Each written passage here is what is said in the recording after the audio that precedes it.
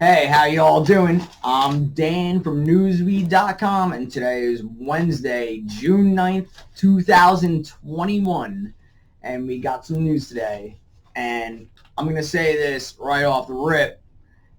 I'm going to try and make this as unbiased as possible, this story right here.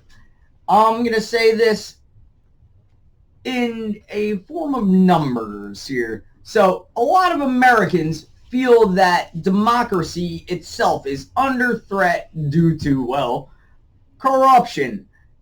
So what they're saying is that 3 out of 10 Republicans think that Trump will be reinstated as president in the coming months. So if you're not from America, this is something that has never happened, and there is no system for this to happen. So in actuality, an overall 72% of Americans think that this isn't very likely, but 29% of Republicans, and even more so, 17% of them think that it's very likely, and this just straight up undermines our whole system of democracy. But here's a number for you. The Morning Consult poll on Wednesday says that 77% of all Americans in general believe that our democracy is under threat. And I think that says it all. Elsewhere, Russian courts have ruled organizations founded by Alexei Navalny, the opposition leader, as an extremist.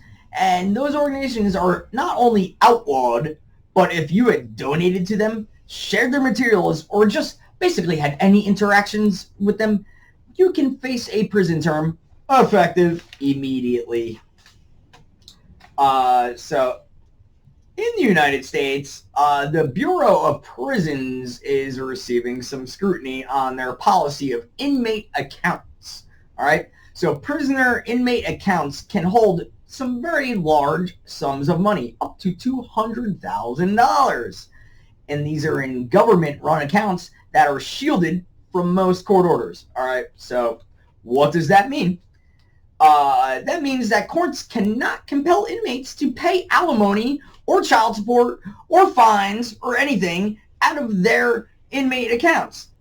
Even though a 2008 decision from Federal Appeals Court said the BOP does not need judicial permission to remit money from a prisoner's account without the prisoner's assent. But they just don't do it. So a lot of people are upset about that because it's basically a haven for all sorts of criminal activity, basically. In other news, though, El Salvador has approved Bitcoin as legal tender, making it the first Central American nation to do so, and basically the first any nation to do so. So President Nayib Bukele says it will help El Salvadorians living abroad send their money back home. Also, that will bring financial inclusion, investment, tourism, innovation, and economic development to his country. But a portfolio manager at Vontobel Assessment Management makes a very good point. And he says that Bukele might be shooting himself in the foot because cryptocurrencies are overall a way to avoid taxation and avoid authorities because it's a decentralized system of money, which is totally contradictory to making it a centralized form of money, essentially.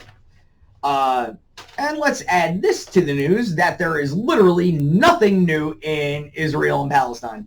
It's a 53-year-long occupation that's pretty much sanctioned by the world and UN, but it's in a ceasefire right now. But what they're saying, the European Union anyways, is saying that all sides basically need to radically change course and that everyone needs accountability. And I'd like to think that it means accountability from the rest of the world too, including the United States. It's very simply put, I think. But anyways, that's the news from Newsweek.com. I want to tell you guys to go over here. We got Newsweek.com. We got poetry contest going on. Deadline's October 31st. Take our interest survey so we could bring articles that are more interesting to you. And, you know, that's about it. HeraldNewsWeek.com. I'm Dan. Have a great day.